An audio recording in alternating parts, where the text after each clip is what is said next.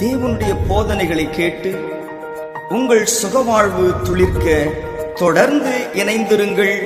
உங்கள் grace TV.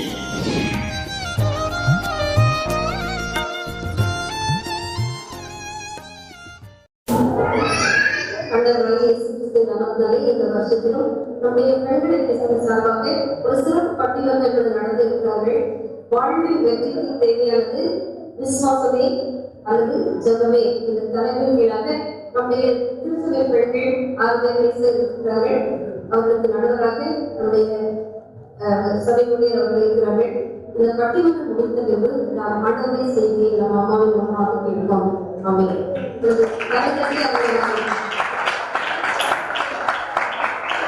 நாளிலே நடுவராக இந்த பட்டிமன்றத்துக்கு நான் ஒழுங்கு செய்யப்பட்டு எதற்காக சொல்லி கேட்கலாம். வாழ்வில் வெற்றி பெற தேவையானது விசுவாசமே ஜெபமே என்று சொல்லி 2 குழுக்கள் இந்த நாளிலே நமக்குள்ளே கடந்து வருகிறார்கள். விசுவாசமே இந்த தலைப்பின் கீழாக பேசுகிறவர்கள் அது பேரை பார்த்தாலே சாந்தமாக இருக்க முடியாது. திருமதி எல் வசந்தா, திருமதி மதா செல்வம், திருமதி கன்னிமரியாள் அவருடைய இந்த பேரிலே ஒரு ஒருமைப்பாடை நாம் பார்க்க முடிகிறது. அதிலே தலைவராக திருமதி வசந்தா அவர்கள் இருக்கிறார்கள். அவர்கள் ஜெபமே என்ற தலைப்பிலே 3 பேர்கள். இந்த 3 பேருக்கும் ஒரு ஒருமைப்பாட்டை நாம் பார்த்தேன். பொதுவாக 2 பேர் 3 பேர் நாம் நல்ல கூடிய போகிறோம். அவர் மத்தியிலே நான் இருக்கிறேன், அவருடைய விண்ணப்பத்தை கேட்கிறேன் சொல்லி ஆண்டவர் சொல்லியிருக்கிறார். அதனால 3 மேரி 3 வருது. அவர்கள் திருமதி காஞ்சி மேரி, திருமதி மேரி மரிய பாக்கியம், திருமதி சாரா மேரி அவர்கள் 3 பேரும்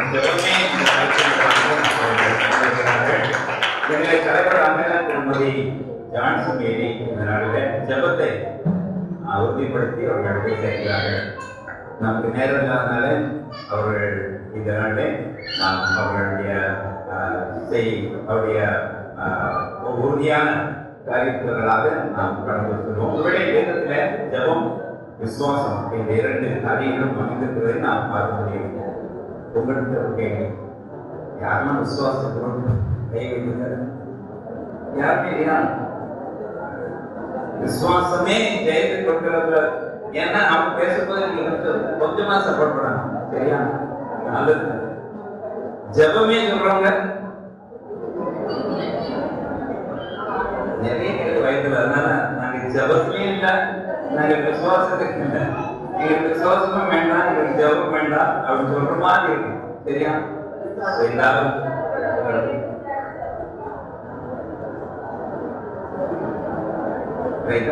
இந்த நாளில் விசுவாசமே இந்த தலைப்பிற்காக முதலாவதாக திருமதி வசந்தா அவர்களுடைய உரையை அங்கு ஆரம்பிக்கிறார். விசுவாசமே என்ற கருத்தை பேசுகிறேன். முதலாவது ஆதியாகமத்திலிருந்து எடுத்துக்கொள்கிறாங்க. ஆதியாகமத்துல விசுவாசத்தின் தகப்பன் சொல்லப்படுகிற ஆபிரகாமை பற்றி நம்ம பார்ப்போம். ஆபிரகாமை பற்றி பார்த்தோம் அப்படின்னு சொன்னா, ஆண்டவர் அவர் அழைத்து அழைத்து கொண்டு போய் வானத்தின் நட்சத்திரங்களை காட்டி இவ்வளவான சந்ததி பெறுவோம் அப்படின்னு சொல்லும் போது ஆபிரகாம் எந்த ஒரு இடத்துலயாவது ஆண்டவரை சொல்லிட்டீங்க எனக்கு குழந்தை தருவீங்கன்னு செவித்ததா வேதத்தில் ஒழுங்கப்படுத்த நல்லவர்களே இல்ல. அவங்க அந்த விசுவாசத்தோட ஆண்டவர் வாக்கு கொடுத்துட்டாங்க, கண்டிப்பா நினைச்சுவாங்க எனக்கு கற்பத்தின் தருவாங்க. விசுவாசத்தோடு தான் செஞ்சிருந்தாங்க, காத்துட்டாங்க, ஈசாக்க பெற்றுக் கொண்டாங்க. அது மாத்திரம் அடுத்து பார்த்தோம் அப்படின்னு சொன்னா ஆண்டவர் சொல்றாங்க, நீ ஏகசுகள் நேசகுமாரன் ஆகி ஈசா கிடைச்சி வழி செலுத்துன்னு சொல்லும் போது வழி செலுத்துன்னு சொல்றாங்க. சொல்லும் போது எந்த ஒரு பயமும் இல்லாம எந்த ஒரு ஜெபமும் இல்லாம தத்தல்லா ஈசா கிடைச்சதான் என் சதி நினைச்சியம் விளங்குன்னு சொல்லி அதே விசுவாசத்தோடு கிடைச்சிருந்தாங்க.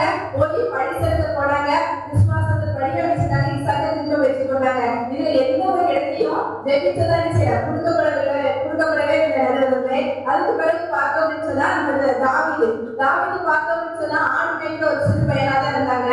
ஆனா கோலியாத்தோ ஒரு பெரிய சிறுவைக்கு முன்னிறுத்தா இருந்தாங்க. ஆனா அவங்களுக்கு எந்த ஒரு யுத்தமும் எந்த ஒரு காரியமும் இல்லை. ஆனா என் தேவன் கூட இருக்கிறார், செய்ய வல்லவரா இருக்கிறார், எனக்கு வச்சு தருவார் அப்படிங்கிற ஒரே விசுவாசத்தோடு இருந்தாங்க. ஒரு கூடங்களை கொண்டு அடிச்சுட்டாங்க, கோலியாத்த முன்னெடுத்தாங்க.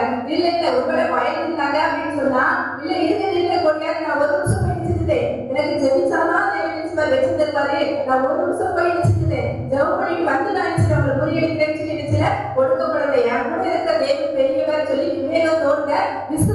போட்டு அடிச்சிருந்தாங்க, கோலியாத்த முறியடிச்சாங்க. அது மாத்திரமல்ல, அது புதிய ஏற்பாட்டை பார்த்தோம் அப்படின்னு சொன்னா ஏசப்பா எத்தனையோ அற்புதங்களை செஞ்சாங்க. ஆனா எந்த ஒரு இடத்துலயாவது நீ எத்தனை மணி நேரம் ஜெபம் பண்ண, முழங்கால் படித்து ஜெபம் பண்ணியா, எவ்வளவு நேரம் ஜெபம் பண்ண, இல்ல நடுவர்கள் அப்படி கேட்கவே இல்லை. நீ நான் விசுவாசிக்கிறாயா, எனக்கு வல்லவர்களே விசுவாசிக்கிறாயான்ற ஒரு கேள்வியை மாத்திரம் தான் நடுவர்களை கேட்டாங்க. எந்த ஒரு இடத்துல எத்தனை மணி நேரம் ஜெபம் பண்ண, எவ்வளவு நேரம் ஜெபம் பண்ண, ஒரு ஜெபத்தை பார்த்துதான் நினைச்சேன். வெற்றிதற்கு சொல்லி கொடுக்கப்படவே இல்லை நடுவர்களே.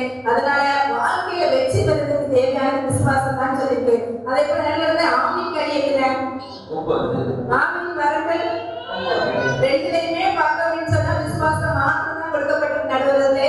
வெற்றி பெறுவதற்கு தேவையானது ஜெபம் சொல்லிட்டா அதுல ஆண்டவர் வச்சிருக்கா, ஜெபத்தை வச்சிருக்காமே, கொடுக்கப்படவே இல்லை நடுவர்களே. ரெண்டுலையுமே விசுவாசத்தை தான் நினைச்சிருக்காங்க, பரிசுத்த வேதாகமத்துல வச்சிருக்கிறாங்க.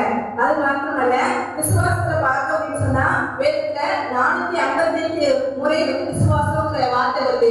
ஆனா ஜெபம்ங்கிற வார்த்தை வெறும் 130க்கு குறைவாக கொடுக்கப்பட்டுள்ளது. ஒருவேளை வாழ்க்கையில வச்சுக்கு ஜெபம் தான் முக்கியம் அப்படின்னு சொன்னா பரிசுத்த வேதாகமத்துல அதை முக்கியப்படுத்தி கொடுக்கப்படல.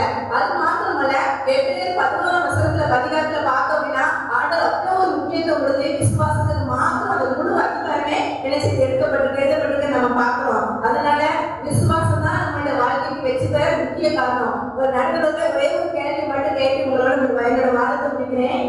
ஒரு குதிரை இருக்கு அப்படின்னு சொன்னா நீங்க அந்த எந்த குதிரையை முன்னாடி இருக்கு, வெற்றி பெறுகிற மாதிரி இருக்கிற குதிரை என்ன அப்படிங்களா, இல்ல ஏதோ சும்மா ஓடுது அந்த குதிரை முன்னாடி இருக்கீங்களா? நடுவர்களே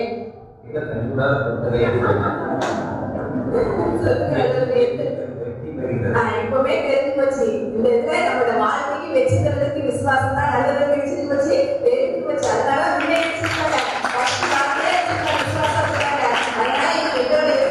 பேசுறதுக்கு ஒரு சந்தர்ப்பம் இல்லைன்னு சொல்லி என்னுடைய வாதத்தை முடிக்கிறேன். வாழ்க்கையில் வெற்றி பெற தேவையானது விசுவாசமே விசுவாசமே விசுவாசமே என்று வாதத்தை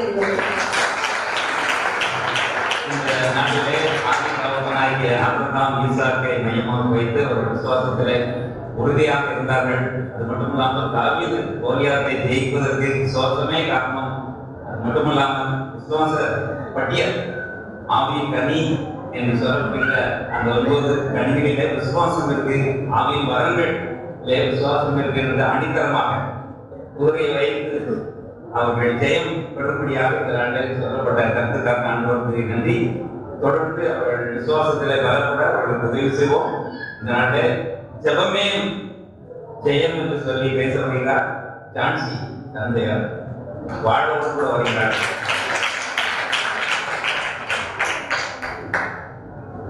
முதலில் சபையார் அனைவருக்கும் வணக்கம். பூவின் மனத்தரை போல அழகாக வளர்ச்சியுடன் வளர்ந்து கொண்டிருக்கும் எங்கள் நடுவர் அவர்களுக்கு எவ்வளவான அனுபவங்கள்.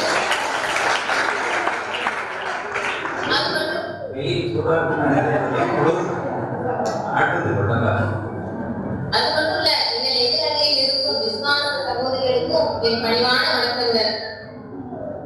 எங்க எதிரகை சகோதரிகள் கொஞ்சம் பயப்பட அறகுறையா வாசிருப்பாங்கன்னு நினைக்கிறேன். ஏன்னா வாழ்வில் வெற்றி பெற தேவையானது ஜெபம் தான். ஏன்னா ஆபிரகாமை பத்தி நிறைய சொன்னாங்க. அவர்தான் விசுவாசம் விசுவாசம் விசுவாசம் சொல்லிட்டே இருந்தாரு. விசுவாசத்தோட தகப்பனே அவர்தான் அப்படின்னு சொல்லி ஆபிரகாமை குறித்து நிறைய சொன்னாங்க.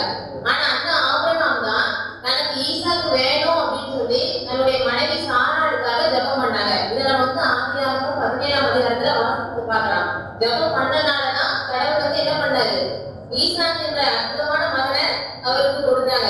அது மட்டும் இல்ல, நமக்கே தெரியும் சோதம் கமரா பகுதியோட அழிவுக்காக என்ன பண்ணாரு ஆபிரகாம் உட்கார்ந்து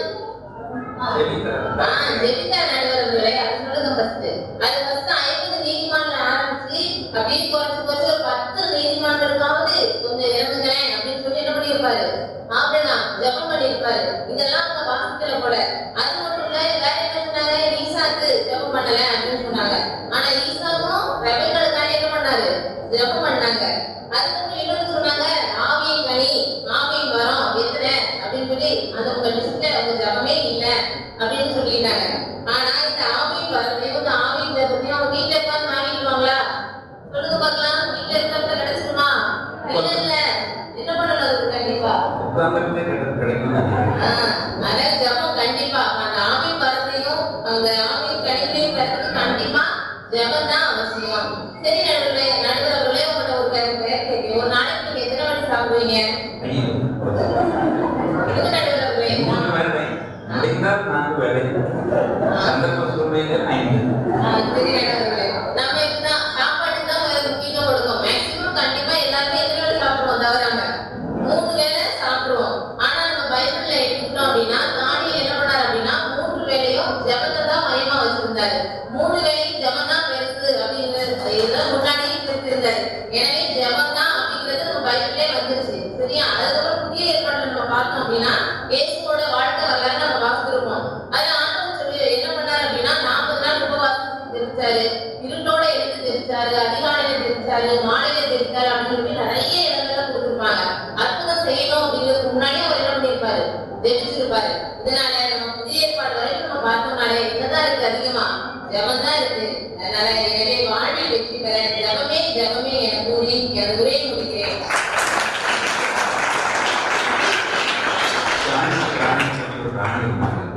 அவங்க பார்த்தீங்கன்னா எழுத்துல ஒரு வாழ்வு, பெரிய வாழ்வு. அதனால ஜெபம் என்ற வாழ்வோடு வந்த நாளில மிக தெளிவான முறையை அவராம் ஜெபித்தார், ஈசாக்கு ஜெபித்தார். அது மட்டும் இல்லாமல் ஆண்டவர் ஜெபித்தார் என்று சொல்லி தெளிவான முறையில நாளை தன்னை உரையை முடித்திருக்கிறார்கள். மறுபடியும் நாம் விசுவாசத்திற்கு நேராக கடந்து செல்வோம். விசுவாசத்தின் மத்தியில அவர்கள் உறுதுணையாக இருக்கிற மாதா செல்வம் அவர்கள் இந்த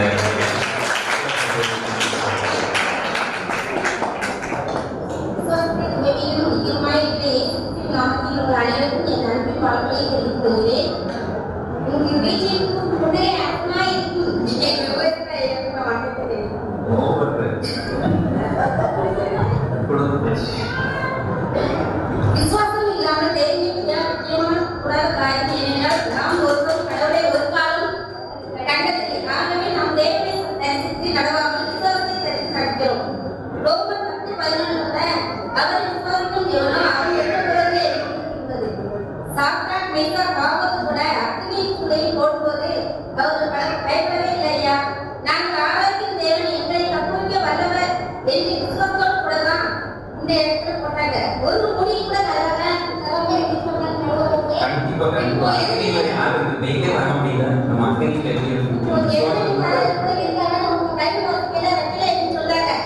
அவங்க ஒரு நாள் கேசட் பிள்ளைங்க வேற ஒன்று பார்ப்போம் கேசட் ஆன்மீக சொல்லுவாங்க.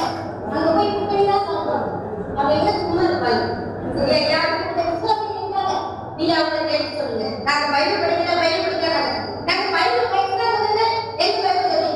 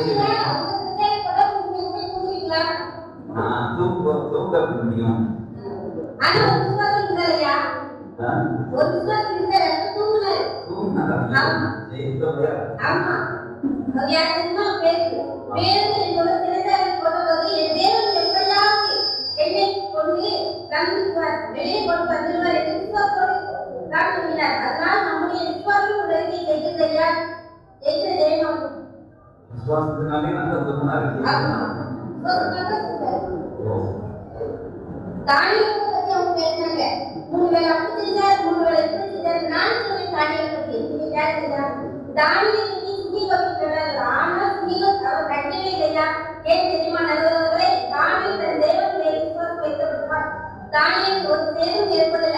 அவர் உயிரோடு எம்பிரிக்கோடு வந்தாரையா? அவருடைய நாமத்தின் மேல் விசுவாசம் உள்ளவர்கள் அவரை ஏற்றுக்கொள்ளும்படி எத்தனை பேர்களோ அத்தனை பேரும் தேவனுடைய பிள்ளைகளாகும்படி அவர்கள் அதிகாரம் பெற்று என்றார்கள். யோவான் கூட சொல்லுதையா ஒன்று பண்ணல பார்க்கிறோம். எனவே நாம் அவருடைய ஆண்டவருடைய பிள்ளைகளாக வேண்டும் என்றால் கூட விசுவாசம் தான் நமக்கு மிகவும் தேவை. சரியா நடந்தவர்களே?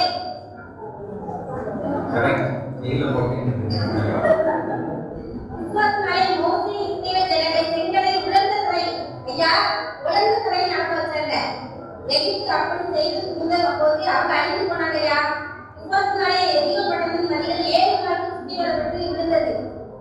பயிற்சி நம்ம போறோம், எது நமக்கு ரொம்ப முக்கியம்? பயிற்சி நம்ம போறோம், ஆனா நமக்கு ரொம்ப முக்கியமான ஒரு எது?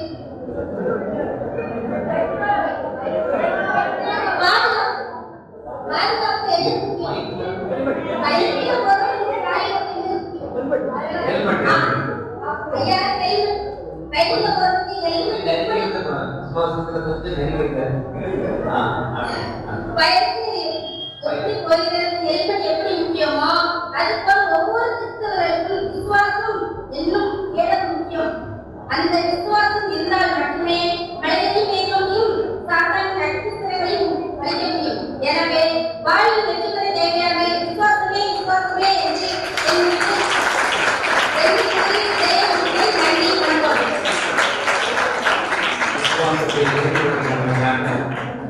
போட்டாலும் சரி, சிங்க கெவியில போட்டாலும் சரி, இன்னும் பைக்ல போனாலும் சரி, அந்த விசுவாசத்தினாலே காக்கப்படுவோம் என்று சொல்லி உறுதியாக பறைசாற்றின விசுவாச கல்வியில மதாசிரமத்துக்கு தொடர்ச்சியாக அவருடைய கவுண்டர் அட்டாக்காக வருகிறார்கள் மேரி.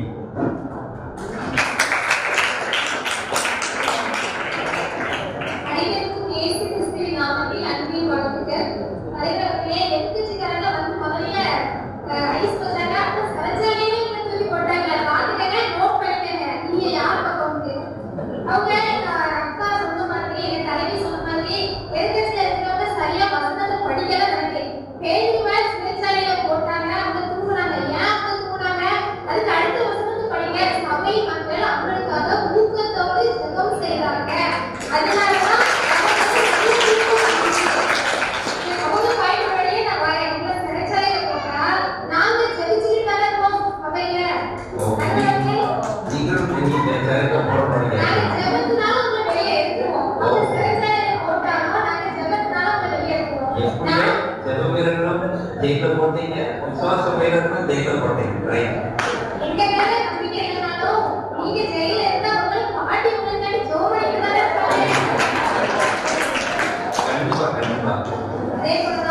பாட்டியே இருந்தீங்க. நல்ல தூக்கம் வந்தது. சபை மக்கள் குடும்பத்தோடு செலுத்ததுனாலதான் உண்மையா போனாங்க.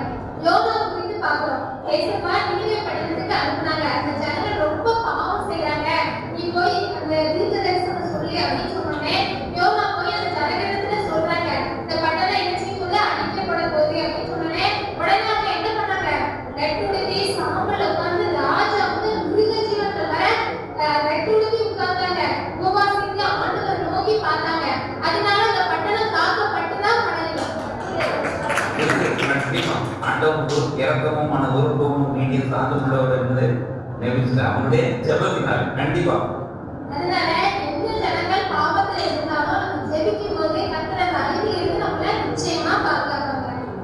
நடுவர்களே ஒரு கொஸ்டின் கேட்கிறேன், நீங்க உங்க குடும்பம் ஆசீர்வாதமா இருக்குன்னா நீங்க என்ன பண்ணுவீங்க?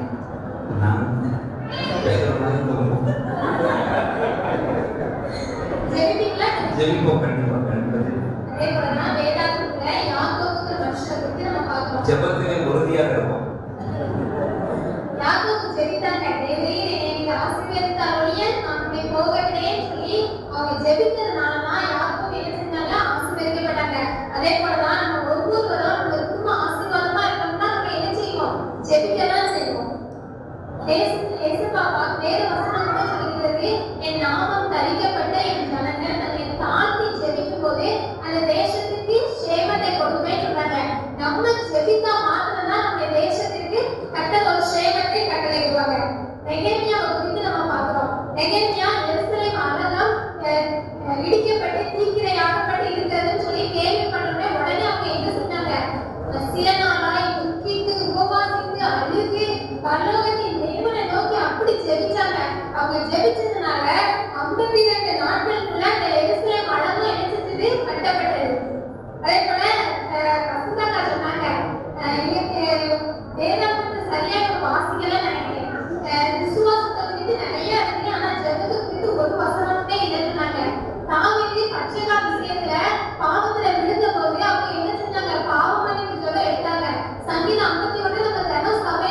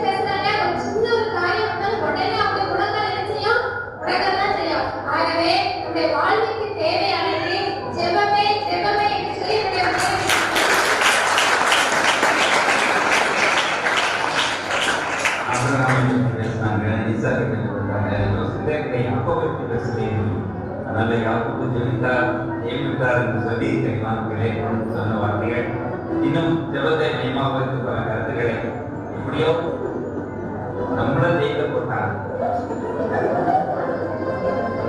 ஜெபத்துல வெளியில வந்தோம். சரி, அடுத்து வருகிறார் கன்னிகையாள் அவர்கள் விசுவாசமே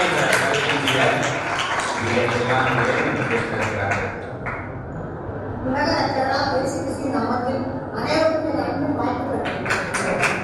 நல்லவர்களே, நீங்க காலையில் எழுந்ததும் என்ன பண்ணுவீங்க? சிக்கலான கொஸ்டின். ஒருவேளை காலையில இருந்ததும் பரவாயில்ல, அல்லது நீங்க எக்ஸ்பெக்ட் பண்ற மாதிரி ஜெபம் பண்ணுவீங்க, அல்லது ஜெபம் எதுக்கு? விசுவாசத்தோட பண்ணுவீங்க. விசுவாசத்தோட ஒரு ஜெபம். ஆனா நீங்க விசுவாசத்தை பேசணும். அடிக்காத விசுவாசம் தான் நல்லவர்களே வாழ்றது. பேருக்காக சதவீதம் ஜெயித்தாங்க. அது பேருக்கு தெரியுமா? அந்த நாட்டுல ஓட இருந்துச்சு. ஓடுனா கூட பேருமே நாங்கள் சதவீதம் எல்லாரும் ஒன்றா ஜெயிக்கிறோம். நீ பயப்படாம தூரம் சொல்லியிருக்காங்க. ஓடும் இல்லை. ஆனா பேருக்கு கத்தவர்கள் எப்படியா குறிப்பா விசுவாசத்தோட சொன்னாங்க.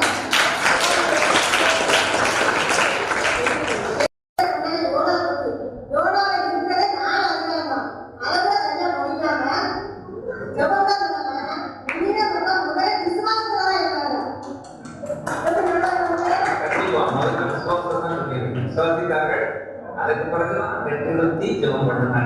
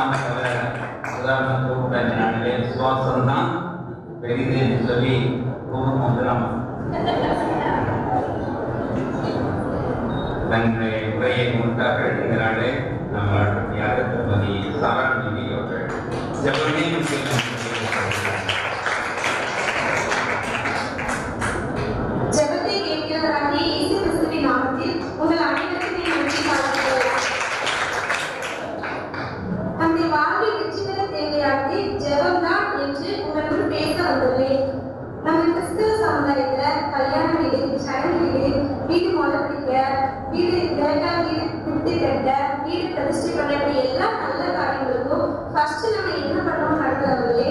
கண்டிப்பா ஜெபத்துக்கு ஐயாவை கூப்பிடுவோம். ஜெபம் பண்ணும்போது கண்ண மூடி போவோம். நீங்க ஆரம்பியில கூட நம்ம ஆரம்ப ஜெபம்னு சொல்லி ஜெபம் பண்ணி தான் ஆரம்பிச்சோம்.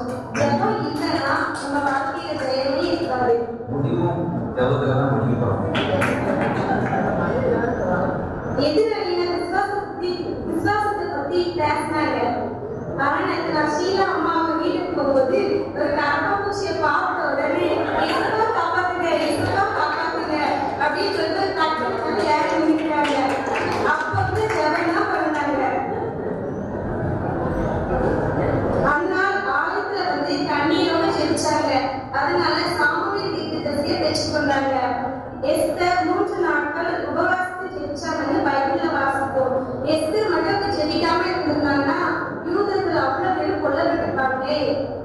கண்டிப்பா 3 நாட்கள் உபவாசம், லேசான உபவாசத்தை உபயோகிச்சிட்டாங்க. எலியா தீர்க்கதரிசி கூட தனக்கு வைராக்கியமான ஜெபத்தினால 850 பாபா தீர்க்கதரிசிகளுக்கு முன்பாக ஒரு தனி மனிதனாக நின்று வானத்திலிருந்து அக்கினி இறக்கம் பண்ணி கர்த்தரே தெய்வம் அப்படின்னு நிரூபிச்சாங்க. அது கூட அவருடைய வைராக்கியமான ஜெபத்தினாலதான். மோசேயும்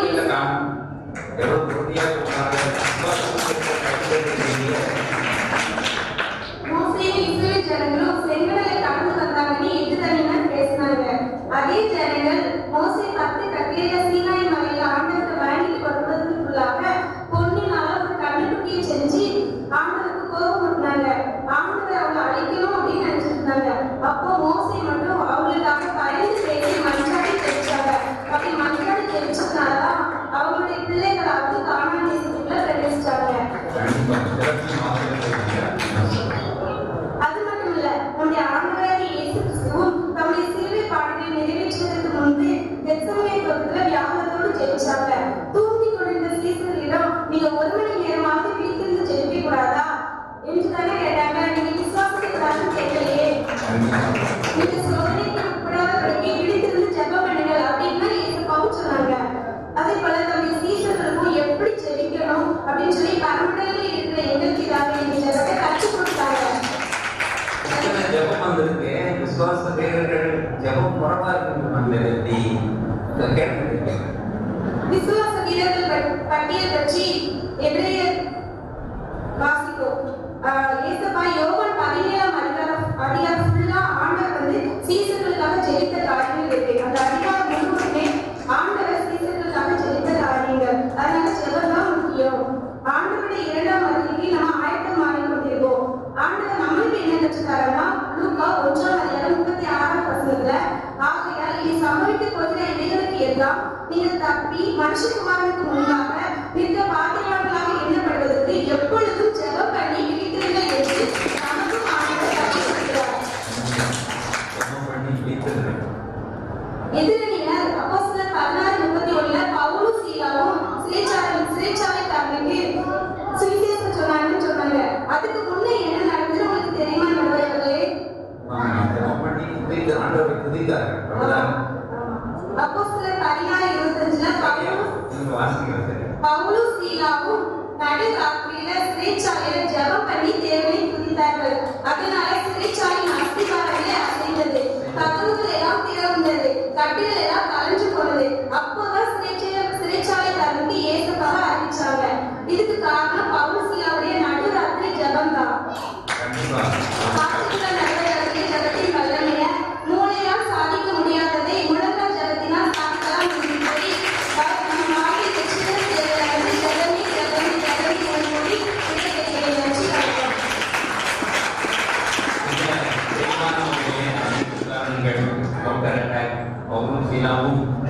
வாடி ஜெபிக்காரப்பதான் செய்தது என்று சொல்லி அதோட பல உதாரணங்கள் மூலமாக கடைசி நாட்களில் ஆண்டவர் வருகைக்கு ஆயத்தப்படுத்தும்படியாக வெடித்ததற்கு ஜெபம் பண்ணுங்கள் என்று சொல்லி நம்மை மிக தெளிவான வகையிலே ஜெபத்தை மையமாக வைத்து சொன்ன குழுவினருக்கு நன்றி. இதை தொடர்ந்து நாம் அந்த தலைவர்கள் மறுபடியும் தன்னுடைய உரையையும் அவர்கள் கம்பைன் பண்ணி அவர்கள் கூற இருக்கிறார்கள். முதலாவதாக திருமதி வசந்தா.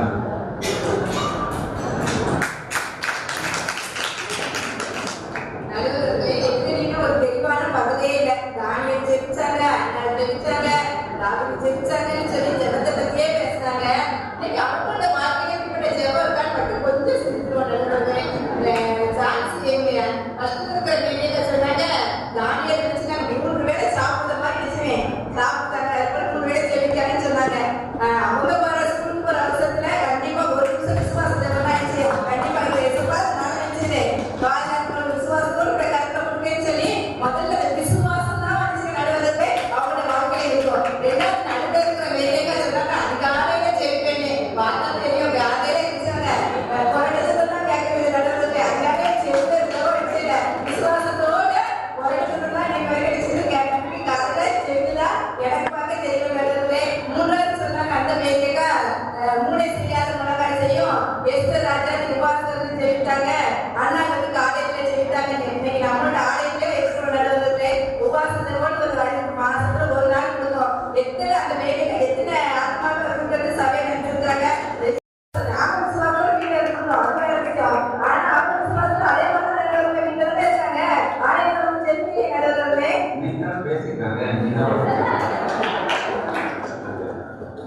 முதல்ல விசுவாசம் வரணும்.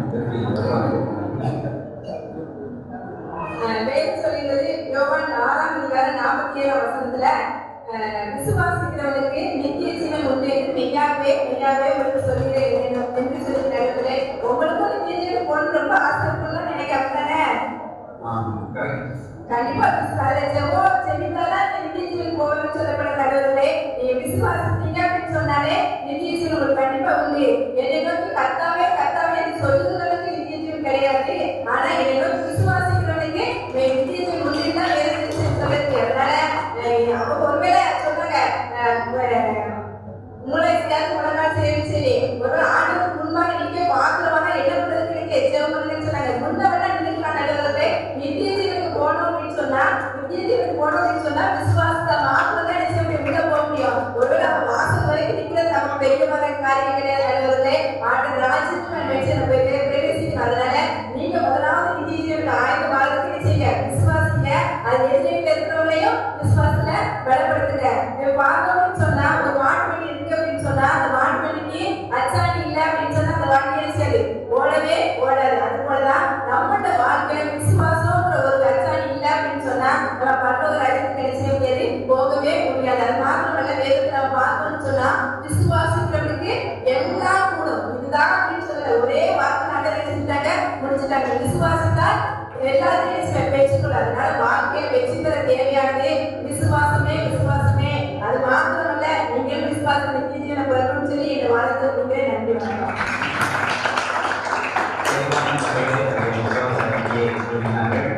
கர்த்தாவே கர்த்தாவே என்று சொல்வதல்ல, அவருடைய விசுவாசத்துக்கு நாம் செயல்படும் பொழுது நித்திய ஜீவனை பெற்றுக் கொள்வோம் என்று சொல்லி வலியுறுத்தார்கள். இதற்கு காம்பரட்டாக வாழ்வோர் வழிகா நடுவர்களே எதிராளி நல்லா பேசுறாங்க. விசுவாசம் தான்ங்கிறாங்க. ஆனா நான் கடைசி வரைக்கும் சொல்றேன் ஜெபம் தான். ஏன்னா எதிராளியில ஒரு வார்த்தை சொன்னாங்க அச்சாணி அப்படிங்கிறாங்க. அச்சாணி எதுல இருக்கும் நடுவர்களே? அச்சாணி நீர்ல இருக்கும். எந்த நீர்ல இருக்கும்? மாட்டு ரைட் சைடு ஏதோ ஒரு சைடுல இருக்கும். ஏதோ ஒரு சைடுல இருக்கு. மாட்டு இப்படியாவது பாத்துக்கீங்களா? மாட்டு வண்டி பார்த்துக்கிறது அதுல படத்துல மாட்டு வண்டினா என்ன கூட தெரியாத நடுவர்களே இருக்குங்கிறது. மாட்டு வண்டியெல்லாம் சொல்றாங்க. அப்படியே இதுல இருந்து தெரிஞ்சுக்கோங்க. விசுவாசமா எங்க இருக்குன்னு பாத்துக்கோங்க. மாட்டு வண்டிக்கு விசுவாசம் என்ன சம்பந்தம்? அச்சாணி அந்த அச்சாணியா நம்ம பிள்ளைகளுக்கு கூட தெரியாத நடுவர்களே. மாட்டு வண்டி இருந்தா தானே அந்த அச்சாணியை பார்க்க முடியும். ஜெபம்னா நம்மளும் இறைவனையும் ஒரு இணைப்பு பாலமா இருக்கு நடுவர்களே. அது எப்படின்னா ஒரு குழந்தைய எடுத்துக்கோம். ஒரு குழந்தைய ஒரு அப்பா வந்து ஒரு கடல் வீதிக்கு கூட்டிட்டு போறாரு. போற வழியில ஒரு ஐஸ்கிரீம் கடையை 2 பேருமே பாக்குறாங்க. குழந்தையும் பாக்குது, அப்பாவும் பாக்குறாங்க. ஆனா இப்ப குழந்தை நினைக்குது எப்படியும் நம்ம அப்பா நமக்கு ஐஸ்கிரீம் வாங்கி தந்துருவாங்க, ஏன்னா எனக்கு பிடிக்கும்னு அப்பாவுக்கு நல்லா தெரியும் அப்படின்னு சொல்லி அது மனசுல என்னது ஒரு நம்பிக்கை. சரி அப்பா வாங்கி தந்துருவாங்க, ஏன்னா கடைக்கெல்லாம் கூட்டு வந்திருக்காங்க. ஆனா அப்பா என்ன பண்ணல, ஐஸ்கிரீம் வாங்கியே தரல. அந்த கடையை தாண்டி போயாச்சு. இப்ப குழந்தை என்ன வந்துருச்சு மைண்ட்ல, அப்பா வாங்கி தரலன்னு சொல்லிட்டு அழ ஆரம்பிச்சு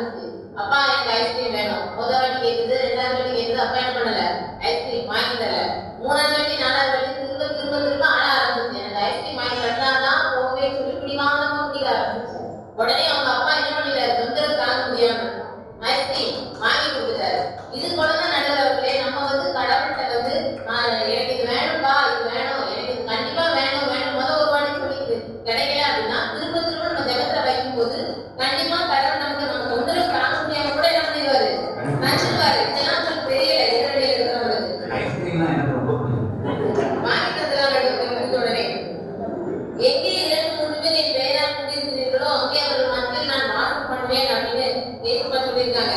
அதனால நம்ம ஜெபிக்கும் போது கண்டிப்பா நம்மளோட நடுவுல ஆண்டவர் இருப்பாரு. அது மாதிரி நம்மளுடைய பாவத்துல இருந்து நம்ம சோதனையில இருந்து விடுதலை பெறணும், இல்ல ஜீவ கீழ பெறணும் அப்படின்னா எல்லாருக்கும் அடித்தளமா இருக்கிறது என்னதுதான்? ஜெபம் தான். சரி நடுவுல இறுதியா கடைசியா ஒரே ஒரு கேள்வி கேட்கிறேன். இப்ப நம்ம ஊர்ல எத்தனை ஆலயங்கள் இருக்கு? அதை மட்டும் சொல்லுங்க. சிஎஸ்ஐ ஆலயம் சொன்னா 2 ஆலயம், ஆர்சி சொன்னா 1 ஆலயம், 3 ஆச்சு. ஜெபக்கூடாரம் சொன்னா 1 4. சோ 4 ஆலயம் இருக்குன்னு நினைக்கிறேன். சரி, சரியா சொன்னீங்க. 4 ஆலயம் இருக்கு. நம்ம ஒரே ஒரு சின்ன கிராமம் தான். இந்த கிராமத்திலேயே இத்தனை ஆலயம் இருக்கிறாங்க. ஆலயங்கள் எதுக்காக இருக்கு? ஆலயத்துக்கு ஜெபப்படியாக போது பேதுருவும் யோவானும் ஆலயத்துக்கு சென்றாங்கன்னா இருக்கு. ஜெபம் பண்றதுக்காக தானே இப்ப 4 ஆலயம் ஊர்லயே வச்சிருக்காங்க. இதுலயே தெரியலையே, நம்ம கிராமத்துல உள்ளவங்களுக்கே தெரிஞ்சிருக்கு. கண்டிப்பா நம்ம மக்கள் ஜெபம் பண்ணுவாங்க அப்படின்னு சொல்லிதான் 4 ஆலயம் வச்சிருக்காங்க. எனவே மனித வாழ்க்கையில வெற்றி பெற அவசியமானது, பிரதானமானது, முக்கியமானது ஜெபமே. ஜெபமே தான் என்று கூறுவீர்கள் என்று என் ஜெபத்துடன் முடிக்கிறேன். நன்றி.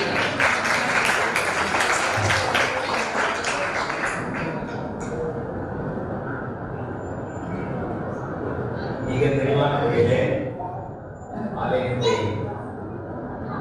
மையமாக வைத்து ஜெபமே என்று சொல்லி ஆலயத்தில் வருகிறவர்கள் ஜெபத்தை முதலிடம் வைத்து வருவார்கள் என்று சொல்லி உரையை கொடுத்தார்கள். இப்போ சிக்கலான நேரம் இல்லையா? யாரும் செய்யலாம். இந்த சைடு பார்த்தா சாந்தமா இருக்கிறாங்க, இந்த சைடு பார்த்தா வாழ வச்சுருக்கிறாங்க. 3 பேர் மேரி 3 பேர். ரைட்டா? உங்களுடைய மீனிங் கடைசி சரியா? நான் முடிவு சொல்ல போடல. 4 காரியம், எனக்கு நேரம் இல்லை. அதனால 4 காரியங்களை 4 காரியத்தில் நான் சில காரியங்களை பகிர்ந்து கொள்ள ஆசைக்கிறேன். பொதுவாக ஜெபம் என்று சொல்லும் பொழுது அநேக நேரங்களில் ஜெபத்தை 132 ஒரு ஸ்டாட்டிஸ்டிக் கொடுத்தார்கள். ஜெபம் என்பது ஜெபந்த வார்த்தை மட்டுமல்ல. சங்கீதக்காரர் சொல்கிறார், நான் ஆண்டவரை நோக்கி விண்ணப்பத்தை ஏற்றுகிறேன், கதறுகிறேன், என் கண்ணீரே எனக்கு உணவாயிருக்கு. ஸோ இவருடைய ஜெபம் என்று இல்லாட்டாலும் அவருடைய உடலில் அல்லது உணர்ச்சிகளே கூட நமக்கு ஜெபமாக அது கடந்து முடிகிறது. அதனாலே வேதத்தில் வேண்டுதல் இருக்குது, விண்ணப்பம் இருக்குது, ஜெபம் என்று சொல்லியிருக்கிறது. இன்னும் அநேக வார்த்தைகளினாலே நாம் பார்க்க முடியும். அதனாலே ஒரு விதத்தில் ஜெபம் என்கிற வார்த்தை இல்லாமலும் அது முக்கியமான ஒரு காரியமாக காணப்படுகிறதை நாம் பார்க்க முடியும். அதே மாதிரியாக விசுவாசத்தின் கூட நம்பிக்கை, விடை, எதிர்பார்ப்பு, இப்படிப்பட்ட காரியங்களும் இருக்கும் பொழுது அதுவும் விசுவாசத்தை கொண்டு அது செயல்படுகிறதை நாம் பார்க்க முடியும். ஆபிரகாம் விசுவாசித்தார், நீதிமானாக காணப்பட்டார் என்று சொல்லி முதலிலே ஆதியாகமம் 15ஆம் அதிகாரத்தில் சொல்லப்பட்டிருக்கிறது. அதற்கு முந்தின வசனத்தை நீங்கள் வாசிக்கிறீர்கள் என்றால் அதில் என்ன சொல்லணும்? நான் உங்களுக்கு கேடகமும் உனக்கு பலத்த நலனுமாக இருக்கிறேன் என்று சொல்லி ஆண்டவர் ஒரு வாக்குறுதியை கொடுத்தார். அதற்கு பிறகு ஆபிரகாம் சொன்ன அவருடைய வார்த்தையை அந்த பகுதியில் சொல்லி காட்ட விரும்புகிறேன். என்ன சொல்வார்? அடியனுக்கு என்ன தருவி? ஒரு கேள்வி. நான் பிள்ளை இல்லாமல் இருக்கிறேன். இது ஒரு விட அவர் முழங்கால் மொழிக்கு ஜெபம் பண்ண அவர் ஒரே ஒரு வார்த்தை கேள்வி மூலமாக கேட்கிறார். அது மட்டும் இல்லாமல் என்னுடைய குடும்பத்தில் இருக்கிற இந்த எனக்கு என்னுடைய உடல் சுதந்திரவாளி அல்ல, என்னுடைய சுதந்திரவாளி எனக்கு யாராக இருக்கிறார்? நீ கொடுத்த இந்த எலியேசர் தான் எனக்கு பிரசாதிக்காரனாக இருக்கிறார் என்று சொல்லி இது என்ன பொறுப்பே என்று சொல்லி அப்பொழுதுதான் ஆண்டவர் வாக்குறுதியை கொடுக்கிறார். என்ன சொல்கிறார்? வானத்தின் நட்சத்திரங்களை பார், அதை போல் கருதப்படுவேன் என்று சொல்லிவிட்டார். அதற்கு பிறகு வாசித்தீங்கன்னா அவரும் விசுவாசித்தார். அதை தேவ நீதியான ஒருவேளை ஆண்டவரத்தில் தன்னுடைய உணர்ச்சிகளை கொட்டினார். பிள்ளையிலேயே அந்த உணர்ச்சி ஜெபமாக அதை ஆண்டவர் ஏற்றுக்கொண்டார். பெரிய வாக்குறுதியை கொடுத்தார். அதன் மூலமாக அவர் விசுவாசித்தார். அது தேவ நீதியாக காணப்பட்டது என்று சொல்லி அதனாலே ஒருவேளை ஜெபிக்கவில்லை என்று சொல்வது தவறு. ஜெபித்தார், அதன் மூலமாக விசுவாச தகவலாக அவர் செயல்பட்டார் என்று சொல்லி நாம் தெளிவாக அவர்களை பார்க்க முடியும். ஈசாக்கு வாழ்க்கையிலே ஒருவேளை தூர இடம் ஆண்டவருடைய வாக்குறுதியை மையமாக வைத்து ஒரு இடம் சென்றார். கீழ்ப்படித்தார் என்று சொல்லி அந்த பகுதியிலே கோரவார் என்ற ஊருக்கு செல்கிறார். அந்நிய தேசத்தில் ஒரு விளைநிலை தகப்பனார் ஆடு மாடுகளை மேய்த்தவர். தன்னுடைய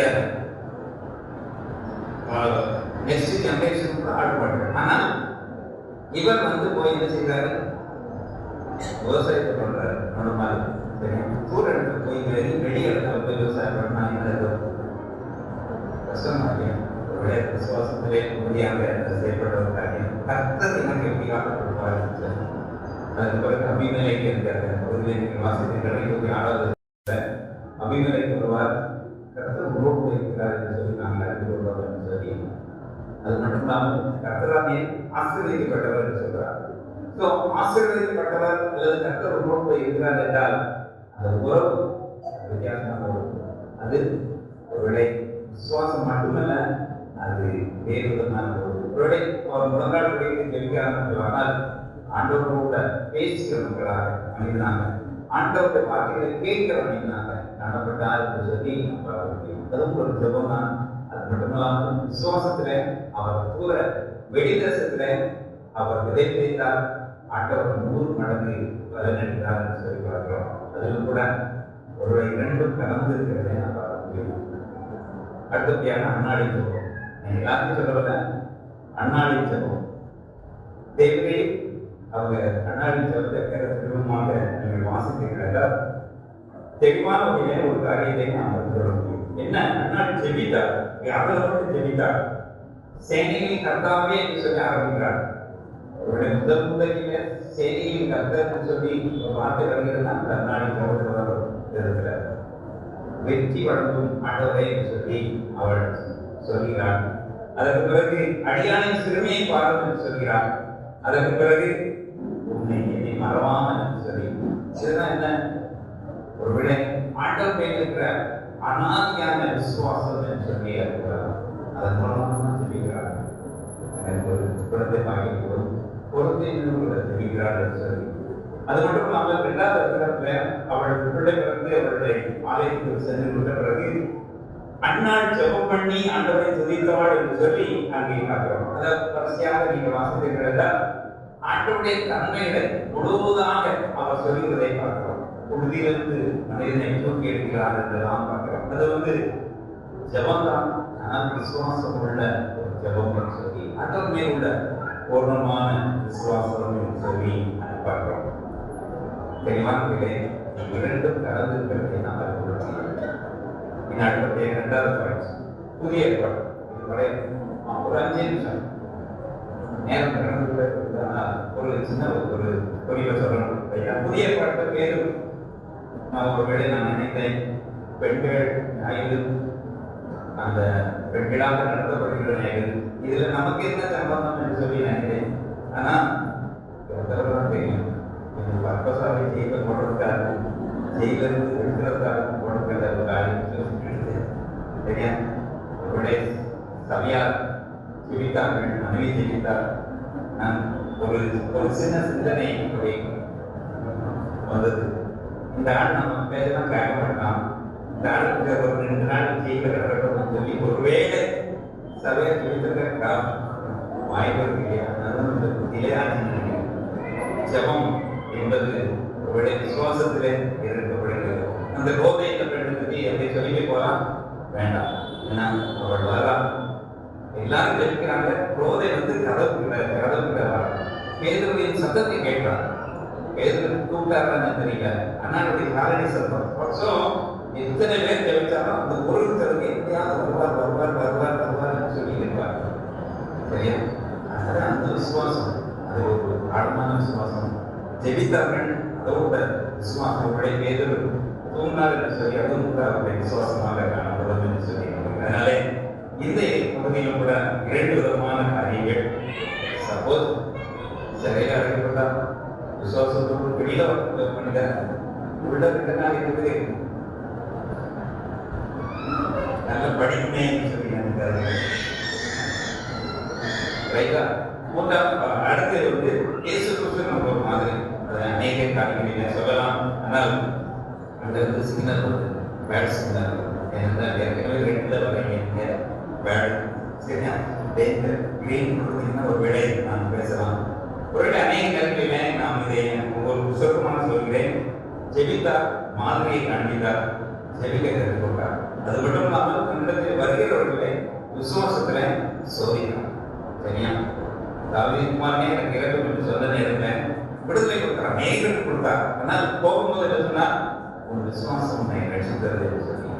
ஆண்டவர் நம்மிடத்துல வருவதற்கு அவர் பல காரியங்களை விசுவாச உறுதியாக இருக்கக்கூடியார். யோவான் 20வது அதிகாரத்தில் கடைசி 2 வகைகளை பார்க்கும்போது, நீங்கள் விசுவாசித்து ஆண்டவருடைய நித்தியத்தை அடைந்து இதெல்லாம் எழுதப்படுகிறது என்று சொன்னோம். அதுக்கு முந்தின வசனத்தை வாசித்தீங்கன்னா பல அற்புதங்கள் செய்தார், அதையெல்லாம் கண்டு நம்ம விசுவாசிக்க முடியாது. அவருடைய அற்புதங்கள் செய்தார், அதன் மூலமாக ஆண்டவரை இன்னும் அதிகமாக அறிந்து அவருடைய மன்றாட்டுகளை பேசக்கூடியாக நாம் அழைக்கப்பட்டிருக்கிறோம்.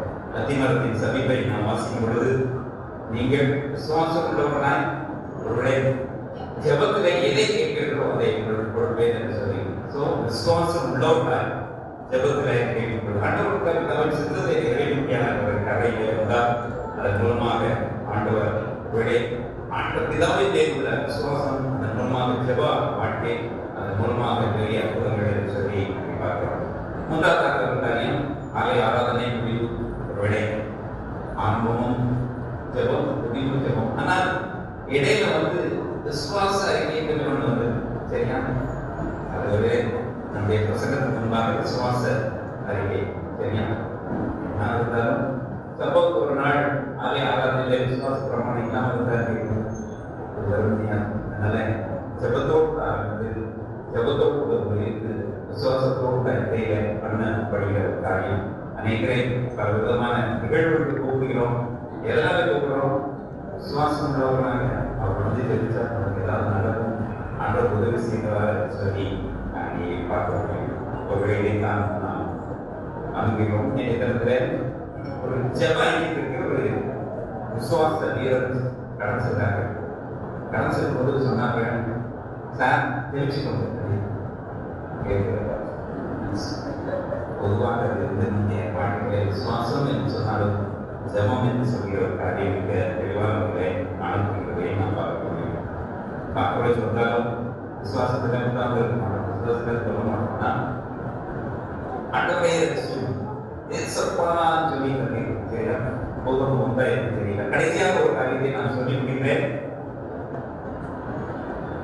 ஒரு கோடீஸ்வரர் ஒருவர் பல ஊர்களுக்கு செல்வதற்கு ஒரு முறை அவர் இஸ்ரேல் நாட்டுக்கு சென்றார். அங்கே ஒரு மனிதன் ஒரு ஆலயத்தில் ஜெபம் பண்ணினான்.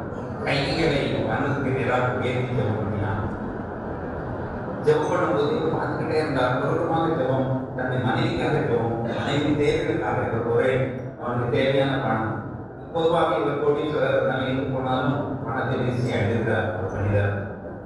அவன் வெளியே வரும்போது ஒரு விசாரித்தான், என்னன்னு சொல்லி கேட்கணும்.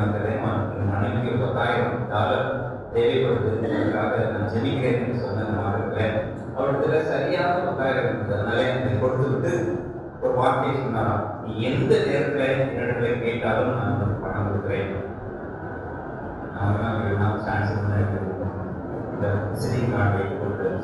ஆனால் அந்த மனிதன் சொன்ன வார்த்தை அவருடைய வாழ்க்கையை புரட்டி போகிறான். என்ன சொன்னான்? என்ன சொல்லியுமா? எனக்கு தேவையிருந்தால் நான் கேட்கிறேன், அவர் ஏதாவது ஒரு வழியை எனக்கு கொடுப்பார் என்று சொல்லி சொன்னார். இந்த கொடுப்பதில் அவருடைய விசுவாசம் ஆண்டவரிடத்தில் இருக்கிறது. அதனாலே ஜெபம் பண்ணுகிறான். அதனாலே ஆண்டவர் வழியை திறக்கிறார், வித்தியாசமான சூழ்நிலையை உருவாக்குகிறார். அதனாலே எது முக்கியம் என்று சொல்லி பார்க்கும்போது எனது விசுவாசம் உள்ள ஜெபம். சரி, விசுவாசம் மட்டும் இருந்தால் போதாது, ஜெபம் மட்டும் இருந்தால் போதாது. விசுவாசம் உள்ள ஜெபம், அது ஆண்டவர் பேர் உள்ள ஜெபம் என்று சொல்லி என் உரையை இருக்கிறேன்.